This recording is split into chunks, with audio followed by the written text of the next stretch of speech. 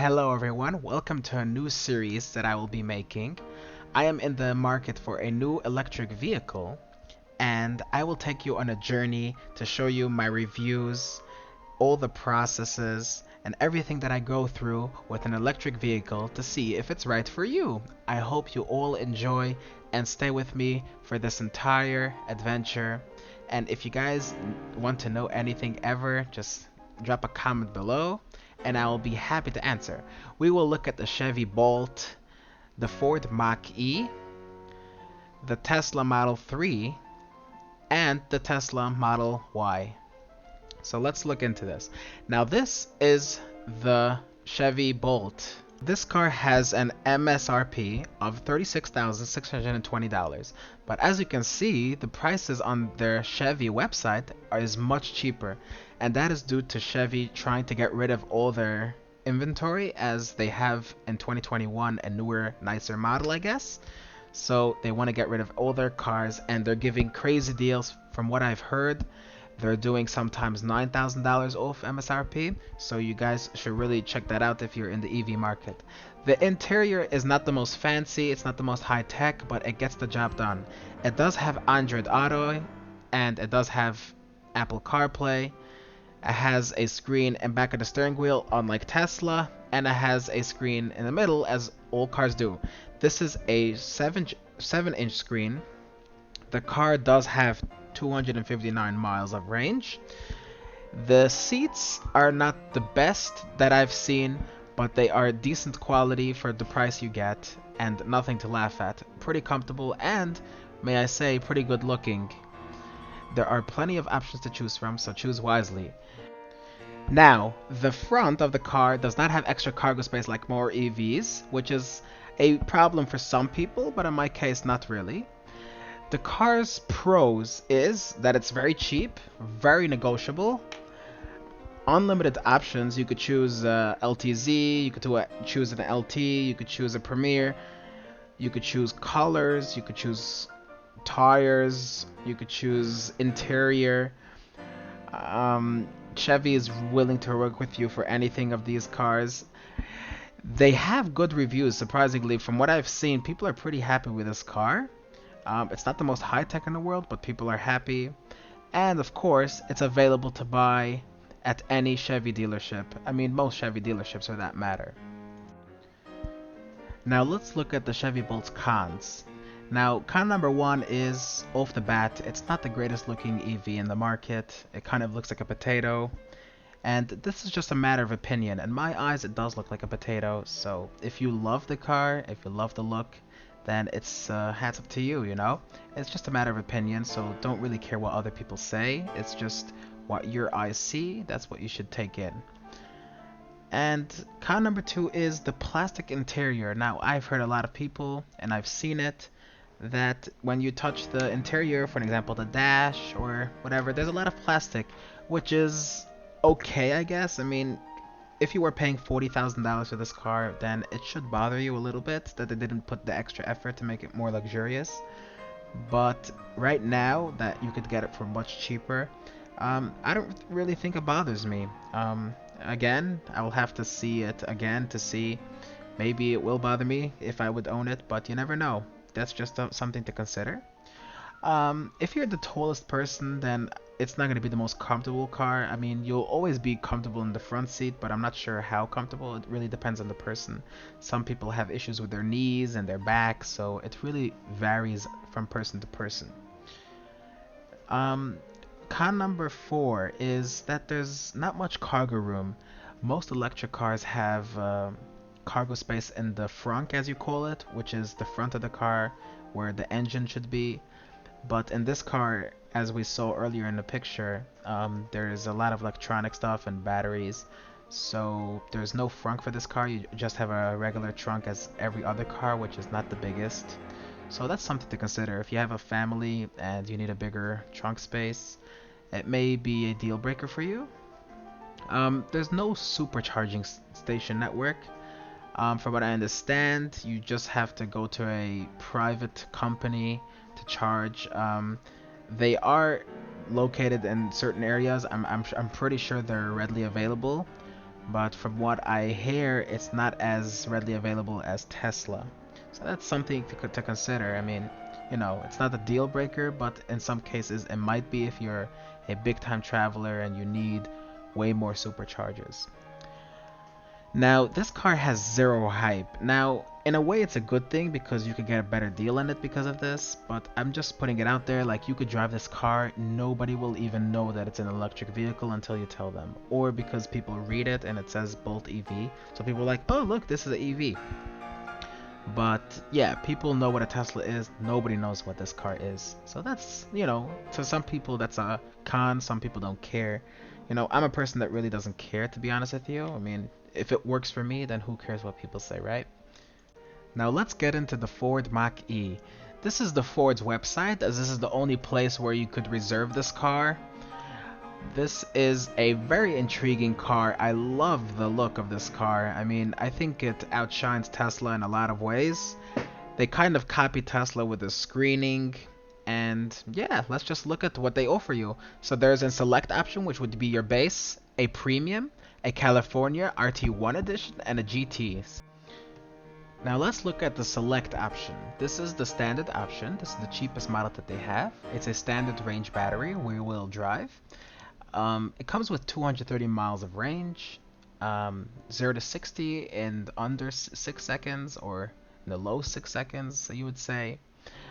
Horsepower is 255. Now, these numbers don't really matter to me. I only look at the range, to be honest with you, because that's the real thing that matters. Performance is just a bonus in my opinion, but if you are a racer guy and you need the fastest car and you need the 0 to 60 in 2 seconds, then, then you have to pay for that, and I'm just not willing to pay an extra $20,000 for that kind of options.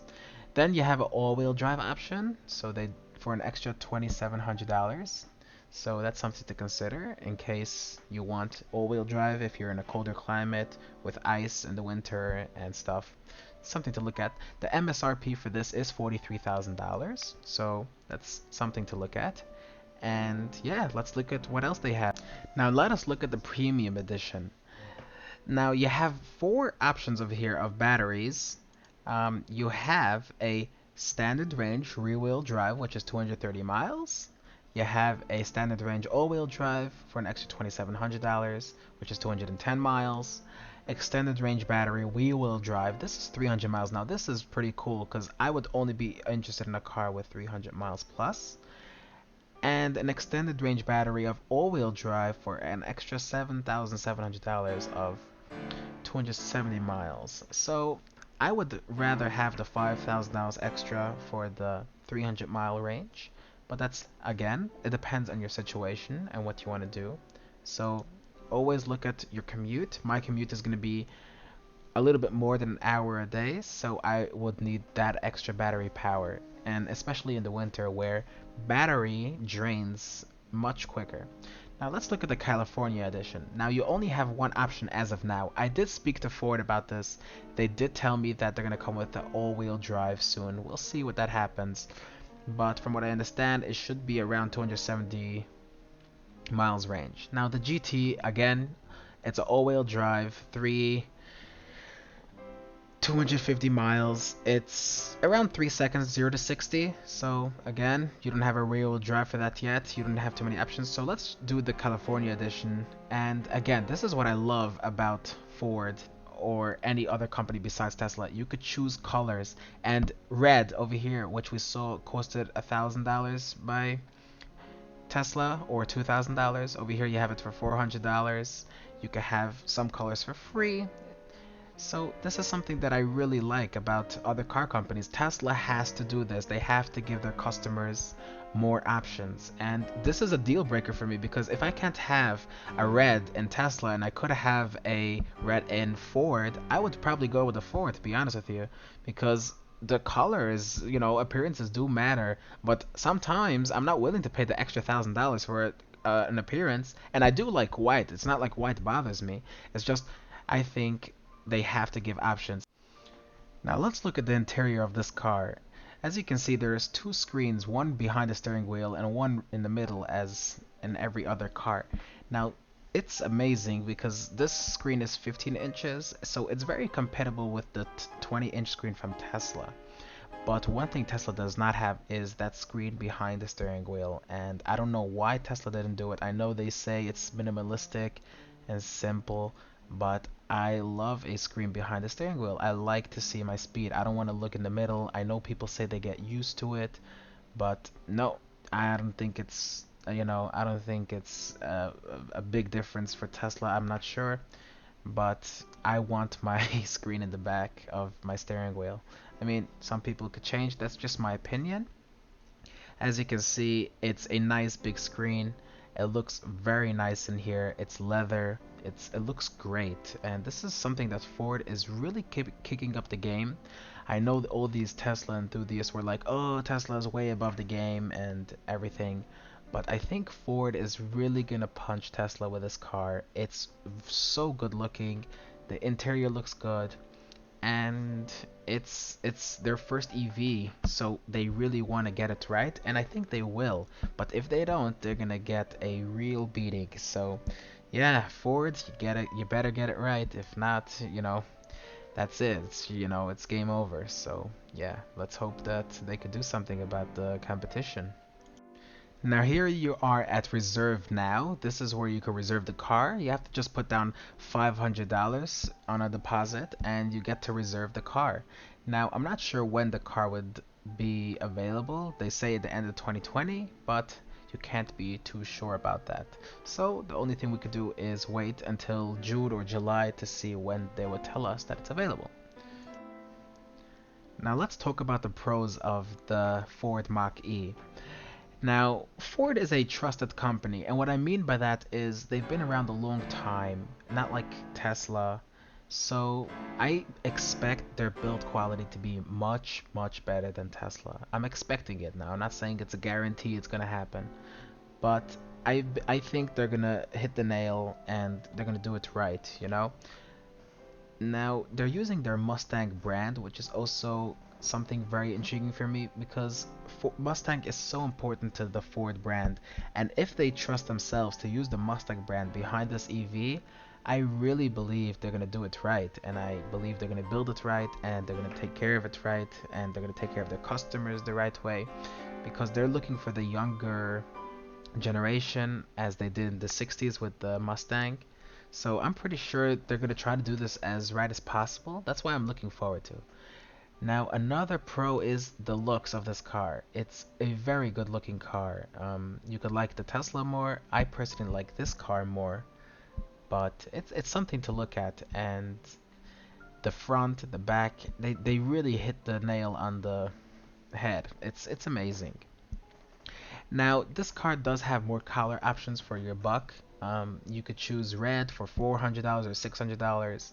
You could choose different options, and that's something that some people would say, "Hey, I'm going with Ford because I can have a car in a different color, and Tesla's not willing to give me that." And some people, $1,000 is a big deal. Some people not. Some people, yeah, you never know. Competitive pricing, again, they're very competitive with Tesla. The Model 3 is a little bit cheaper, but that's only the base model. If you add two options to the Model 3, a little bit longer range or something, the price is very competitive. Now, competing with the Tesla Model Y, I'm pretty sure the price is very competitive. The Tesla Model Y might be a few $1,000s cheaper. I'm not sure because yeah, it depends on your state, it depends on the incentives. Now I heard that Ford is gonna have a government incentive, a tax break, so I'm not really relying on that. I'm just letting you guys know that the first amount of EVs that a company sells are tax deductible or something like that.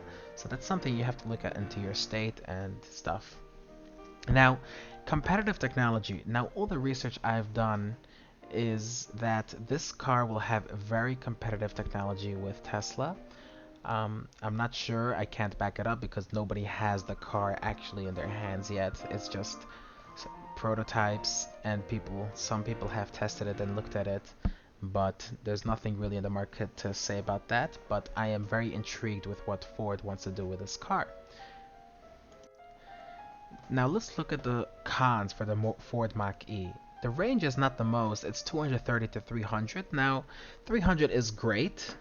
Tesla does have a little bit more with the Model 3, a little bit more with the Model Y, but 300 is no laughing matter for an EV.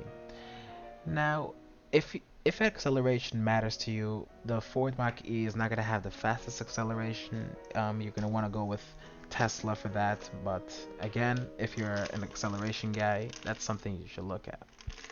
Now, this car doesn't generate as much hype as the Model Y, and I'm pretty sure the reason for that is because Tesla has a very big following compared to Ford, and yeah, I think there's more older people more interested in this car than the young people. The young people follow Tesla way more, so that's something to consider. Now, the waiting time is also something that I'm not sure about because, as we all know, we had this crazy situation in the world going on with the sickness, and car dealerships, as of now, just got back to work, so we don't know how backlogged they're all going to be with the production of this car. It could take until 2021, so that's something also to consider. We're not sure when this car will be ready, but I hope to hear from the Ford dealership by June to see when we could start ordering and see when it's going to be available. So this is another car that I want to consider. Now let's look at the Tesla website. Now you would go to tesla.com, you would choose the Model 3 and press order now. And this is what comes up. It says standard range of 250 miles would cost you 35,000. Now guys, don't be fooled, this is not true. You have to press the purchase price to see the actual number, which is 39,000, and then you press included savings, and that will give you the fake price. So guys, don't be fooled. It's not a $35,000 car as people say. It's a $40,000 car. Now this is the long range which I need, and this is the performance. Now I do not need the performance. In my opinion, it's just a waste of money. And let's choose the long range and see what happens. Now I'll choose a long range, 322-mile range. 0 to 60 is 4.4 seconds, and let's see. Now this is the part what I really hate about Tesla is colors. It costs $1,000 to $2,000 per color, which is absolutely ridiculous. I don't think it costs them more money for the paint. I'm not sure why they do this. I guess it's just another way to make money, but it's just, I don't know. The wheels I could try to understand. I guess it costs more for the wheels, but still, it's kind of weird. But I don't want to pay for those options, so let's just do white, which is included, and let's do these arrow wheels. Now the interior also, again, it's $1,000 extra for white. I'm not even sure if it costs them more money, but it's just weird why they charge you like so much money for these small things that other dealerships don't charge you. It's just a way for them to make money, I guess, but it's just annoying. Now autopilot is included. Now some people think autopilot is like full self-driving, but in Tesla's words, full self-driving is full self-driving, which you could pause the video and read the exact definition of it. Autopilot is just like your standard car these days, that the car would slow down in cruise control and basically stay in its lane. And this scenario, I did choose full self-driving, and it would cost you around $800 for 72 months. Now that is quite a lot. I just wanted to show you the scenario for this. You could also lease the car. If you could pause the video, see your terms over there. This is stuff that you could do. They have a very simple checkout system over here. It's very easy to buy a Tesla. Please do note that they do ask you for a $100 order fee, and that is not refundable. So if you cancel your order, it just goes away. Now let's look at the pros of the Tesla Model 3. Now I just have two pros, to be honest with you. Great technology and happy customers. Now it's a little bit intriguing to me about the happy customers because in my opinion they should be upset, but I'll get to that later. Let's look at the Model Y. So as you can see here, there's no inventory now, so you can only select custom order. You press custom order and that will take you to ordering the Tesla Model Y. So let's see here. You only have a long range and performance model. There's no standard range because I guess they wanted to release the long range first to make more money or something like that. I'm not sure. But these are your only two options. If you want the standard range, then you have to wait until next year. So again, I need longer range, so let's take the long range model and see what happens. Again, same problem. You have to pay for every single color. If you want different wheels, and this time it's $2,000 instead of $1,500. I mean, the wheels look amazing, but again, not worth $2,000 in my opinion. So let's just go with the white, and we'll go with the standard wheels it comes with. Now, there is a 7-seat interior, but I do not have kids as of now, so let's do the 5-seat interior for now. And again, same thing, autopilot is included, which is just your standard. Every Toyota these days has it. They make a big deal about it, but you know, I don't know. Again, the same thing. I did not. This is. Let's unselect the full self-driving to show you how much this car would cost. Um, you have to put down $100, like I said, and that's just an order fee, and that would just make you a slot in the order, I guess. It gives you a space that you ordered before somebody else, so they have like an order they follow, and that is not refundable. So if you put that $100 down, you're pretty much committed or kind of committed. I mean, you know, it's just up to you if you want to take that risk. Now, my pros with this car are nothing because nobody really has it yet, only the people who ordered first. The cons I have with this car is there's no existing inventory, so I will have to wait just like the Ford Mach-E. So if I decide to go with the Ford Mach-E or this car, it will be this kind of the same waiting time, I guess, or maybe this one will be a shorter waiting time. We'll just have to see what happens. Now I want to talk about something that is very important to me, and it's something that everybody in the EV world should really talk about, and that is the Tesla control of their quality of cars. It's unacceptable what they're doing to their customers. And this is why I'm very strong for the Ford, because I believe that Ford is not going to have the same issues that these Teslas are having. And it's not just one Tesla, it's not just 5 Teslas, it's hundreds of them. There are so many imperfections with their cars, and it's so unacceptable. In my opinion, the owners of Teslas should start complaining. They should start returning their cars, use the warranty, refuse delivery until Elon Musk gets attention. I mean, look at this. This is a brand new car, and so many imperfections. It's unacceptable. This person paid 60,000 plus for his car, and they couldn't even build the frame right, and this is unacceptable. I mean, I know they have great technology and everything, but moist in the tail light, and this car is just brand new. They couldn't even do the carpets right. I mean, look at this, guys. They can't even use one piece of carpet for the car. And if this was my car, I would see it every single time I got into the car, and it would bother me. I paid $60,000 for this car, and they couldn't even do this right. And here are more gaps, more issues. It's so frustrating, and I don't know why these people just accept the cars on delivery. Um, it's just frustrating to me. I mean, I don't know. And look at this paint job. This person paid $2,500 for this paint job, okay?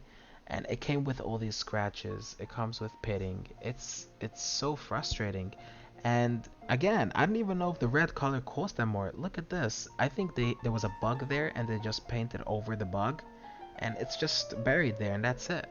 It's very unacceptable, and people should really pay attention to their car when they get it by Tesla. And if they don't like what they see, they should really tell Tesla, hey, rebuild it, give me another one, because this is unacceptable.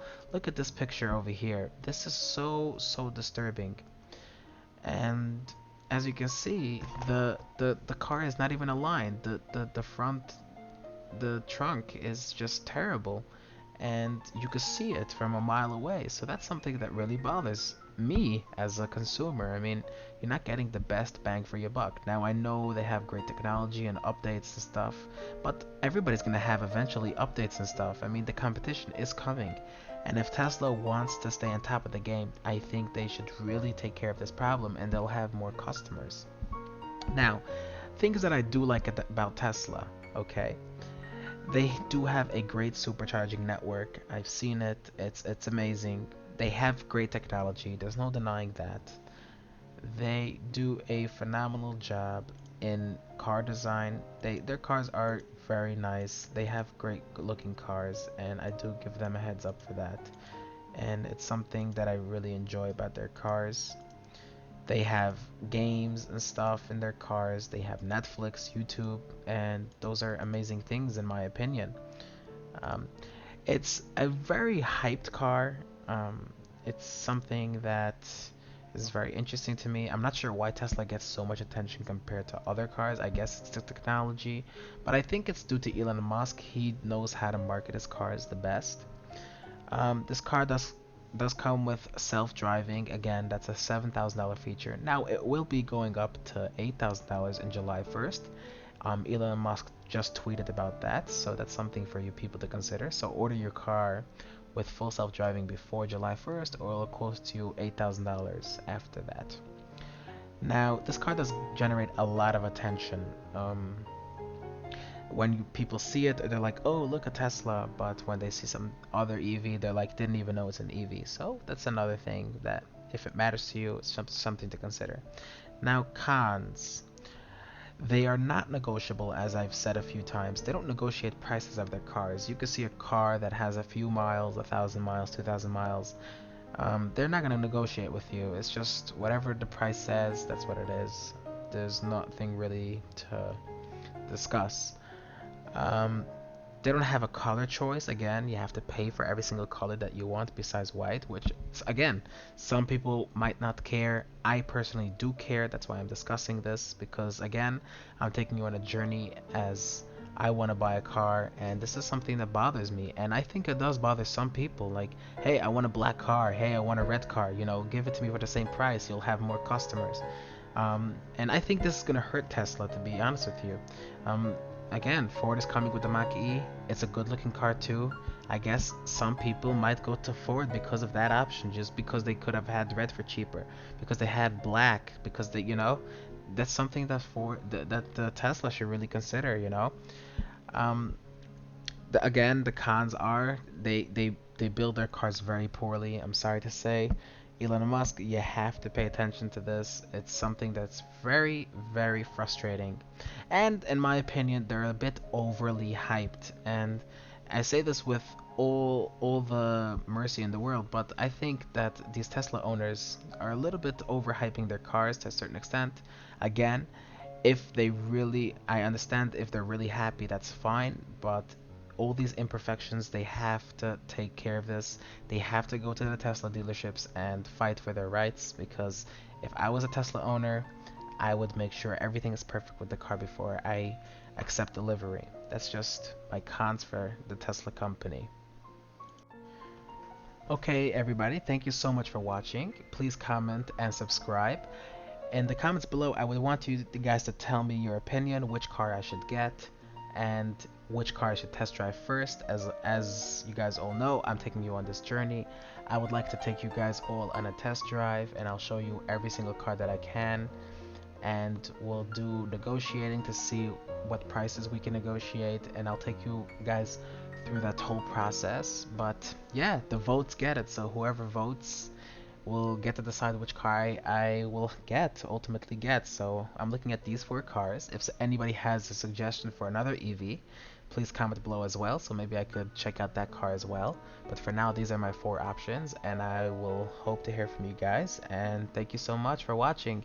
Please subscribe, and I'll see you in the next one.